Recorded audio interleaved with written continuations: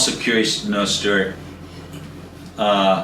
International House of Prayer for the last 24 years has now entered into 3 weeks of fasting and praying. They've brought a shift around the world. What's it going to look like for the IHOP next Monday? Well, one of the things I love about IHOP is we do what we do. And so Monday, we're going to do what we did. It's like Pinky and the Brain, So what we're gonna do today? The same thing we do every day, And we're gonna go back to the place of prayer and to the sacred trust, and continue to seek the Lord for understanding, and respond to the Lord as He nudges us based upon whatever it is that He does.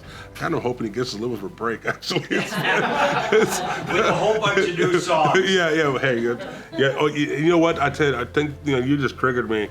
I think the thing that I've probably been blessed by the most, truly been blessed by the most, has been, as long as I've been involved with interfacing with people like yourselves, who've been in kind of on the forefronts engaging with Israel.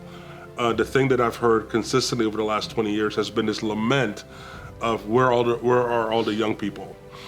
And hey, we got to get young people involved. And there's almost like this concern going, hey, the clock is ticking and we're not going to be around forever. Where's this baton thing going? And man, and to see the amount of 20-year-olds, not just with fervor, but with understanding and with unction, engaging either in intercession or in conversation or in song about the heart of the Lord for Israel. That to me is absolutely remarkable. I kind of suspected it, but then again, I would have never guessed it, if I can say it that way, right? But to see it actually unfold is just absolutely remarkable. How did you feel Friday night? Friday night, the altar call, before runner. I got two emotions, really. Honestly, I got one emotion. I got the emotion of gratitude. Gratitude to see the Lord touching the young people. But more than that, gratitude for those who've held the line for 50 years. That to me is absolutely remarkable. Because it's one thing to hold the line on something when it's kind of pseudo-common. It's another thing to hold the line when you're a total weirdo. And no, really, let's just call it what it is. A weirdo and being perceived as a weirdo and written off, and then some of the stuff we did our weirdo thing, so we kind of added to it, but nonetheless, holding the line. We like the word lonely or outcast. We are self-congratulatory enough to go there, aren't we? No, but really, that is to me, that's remarkable, is to hold the line in that, and then even more so to be tender at the end of 50 years of fighting a battle. Battles don't make people tender. Battles harden people. Battles don't give people hope. They make people skeptical. And so to have a whole army of young adults from the 70s and the 80s who've been on this journey since then, and now to be here, to be tender and to be filled with hope, it's almost like it's kind of reminds me of Ezra, when the second temple was built, the young people were just filled with joy, and the older people were just weeping. They're going, this is remarkable. And so that's kind of like those are the kind of the feelings I'm having in the midst of all of this. And so all I can say is just thank you. I can't say that enough.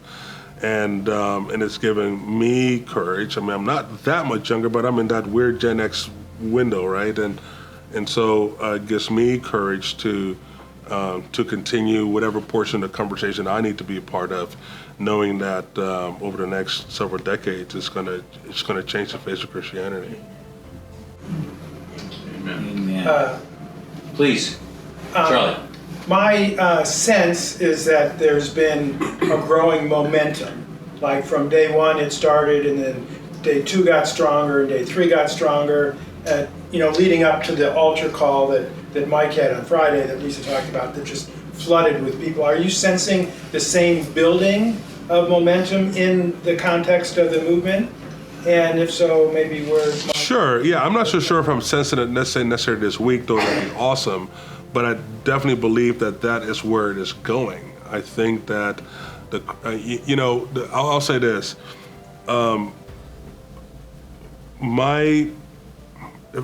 this may sound a little negative, but bear with me for a second.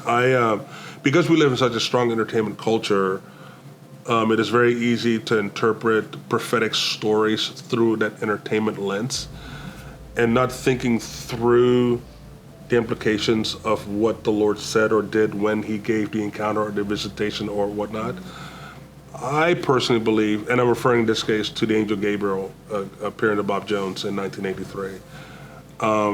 I'm of the opinion, and of course I can't prove it, but I believe that when that angel appeared, to the movement, he came here to stay. And one of the things that he tells Daniel, he says, Daniel, I've come to give you skill to understand. And I think that is what's happening. I think that, because in fact, that's what Mike's altar call was about, was like, hey, look, if you want to grow in understanding, come forward. And then this mass of people came forward to receive prayer in regards to that. That to me is what the angel Gabriel signifies, so to speak, in 1983. It wasn't just like, okay, wow, we got angel Gabriel showing up, cool. What about your ministry? Who showed up for you? What angel showed up for your ministry? It's not about that. It was specifically the angel Gabriel showed up because he's the angel that he does several things, but one of the things he does, he's the one who comes to give skill to understand. And so I think that was a promise from the Lord to say, I'm going to give the movement, not necessarily just IHOP, but this movement, I'm going to give these 5 million, these 100 million, I'm going to get them skill to understand. So in light of that, yes, I definitely believe that these 21 days of fasting and prayer, 5 million people across the earth, asking the Lord for Israel, along with that, I think it's, if I can say it this way, it's opened up a portal of revelation that's going to touch the body of Christ. Does that make sense? Yeah.